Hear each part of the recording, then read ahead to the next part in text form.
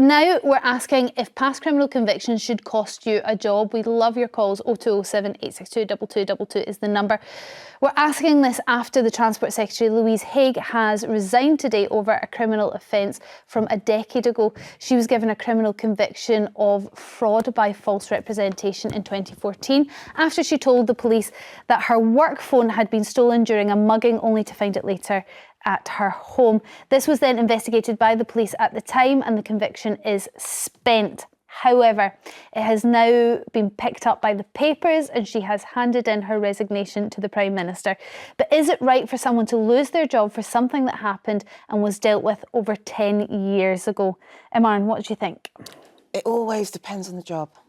It genuinely does. If you're going to represent the government, I think she became an MP shortly after, maybe a year or so after. Please do correct me if I'm wrong, but I'm pretty sure it was within a year or two. And to be able to be given that position, despite the fact that, as far as I'm aware, she actually disclosed that information to Labour. So I think, first and foremost, if you're going to represent the government, yes, whether you have a conviction or not should play a vital role as to whether you are given a position. And secondly, Labour should never have let her in the first place, as far as I'm concerned. So hold on, you are happy for somebody with a past conviction to be an MP but not in the Cabinet? Is that what you're saying, or just not in the House of Commons at all? They shouldn't even be in the House of Commons. So you think the fault here lies with Keir Starmer? Both of them, to be honest with you. And this is what's so annoying, is because the story is still somewhat vague. As far as I'm aware, Louise experienced a mugging in 2013, and then she thought that her phone was stolen in said mugging. And then she later found out that the phone was in the house. Right. Yeah. Where it gets tricky is if 100% she was mugged. I think this is where it becomes problematic, because if I try to just genuinely play devil's advocate with my own opinion, which is I genuinely think she should have resigned, but in all fairness, if she actually was mugged and she genuinely thought that her phone was taken, well, that's a valid reason as to why you would call the police. Secondly, if your solicitor who is advising you says you should plead guilty, well, that's another reason why you could have potentially gone awry. So there could have been instrumental moments that set her up to fail in this particular instance. And this is why she's now having to face it how many years later. That's one side of it. But the other is, if you have a conviction and you work in government, that is a no-no.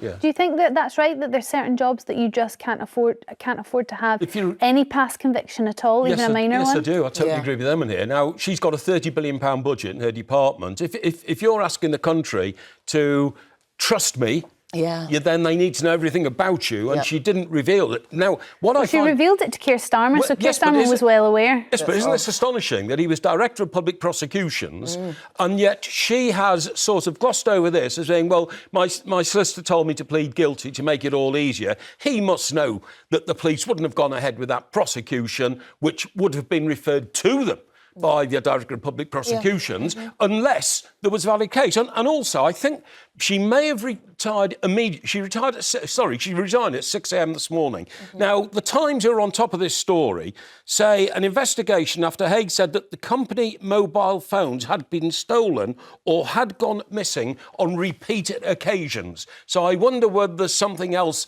behind this story. And there may very well be. I don't want to get so fixated on what happened 10 years ago. Just the idea that you have applied for a job, you have got the job, you've been honest with your boss about your previous convictions, but just the fact that they have come to light now in the general public, you have to step down, whether that's fair or not. And actually, whether Keir Starmer could have backed her in this, and it would have made quite the political statement to say, look, OK, you can have a criminal conviction in this country, but you can have a second chance. I totally agree. Look, the chap called Timpson, who's a government minister, he takes people out of prisons and gives them jobs. That's to start again. You know, everybody deserves a second chance, but I'm afraid not the Transport Secretary. Exactly. Okay. Because you're asking the public to put their total faith in you, and you've not been honest with them. OK, just to let you know, the Prime Minister has announced a new Transport Secretary already. The Swindon South MP, Heidi Alexander, is now taking on the role. But I wonder whether you would feel the same, Imarn, if it was if it wasn't the Transport Secretary, but it was a postie or a plumber. No, that's the point. There's a difference in terms of jobs. Complete So difference. first and foremost, yeah, like I said, massive difference between, I fully believe in giving people second chances if they have a criminal record. And I believe there are many jobs available in which you can work quite comfortably and actually thrive and promote and even get to the top of the top in terms of that particular organisation. So I don't have an issue with those individuals. I have an issue when you are deciding to represent government. And secondly, in terms of Keir Starmer, he's not going to put his neck on the chopping board. Why would he? I think his polling is really bad at the moment. He has so much to lose. And so to say he's going to really say, I'm going to actually... But why did he give her the job in the first place? Precisely, so therefore he has to... I don't know whether this makes him look stronger or weaker, Keir Starmer, and it's not really about Keir Starmer, but if you accept somebody's flaws on the point of employment, but the minute somebody else finds out about it, you're like, oh, right, bye. I don't know how that's going to play out or It proves look everything that we've been saying in terms of him just being wishy-washy. The question mark here is on honesty. And something dishonest happened in this incident. The phone went missing. And he was a part of it. Yes, I'm sorry? Oh, sorry, Keir Starmer was a part of it in terms of letting her on, even though... But the dishonesty of the incident means that, she was evasive and not clear-cut about what had happened, and you can't give a person like that the responsibilities of a Cabinet Minister. Yeah. OK, take away the Cabinet Minister element. How do you feel about somebody having to disclose, and they don't actually, having to disclose a spent conviction from 10 years previous when applying for a job? Do you think that she should have had to disclose that? Oh, yes. Well, she did, didn't she? Yeah, she did, but should she have to?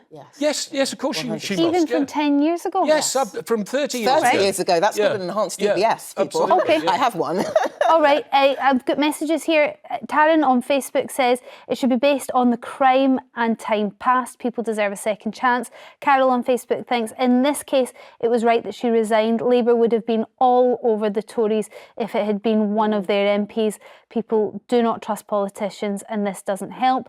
And Francis says fraud is becoming too commonplace, and as far as I'm concerned it's serious. This should matter when being considered for a job, and that seems to be any job as far as Francis is concerned. Interesting. OK, later.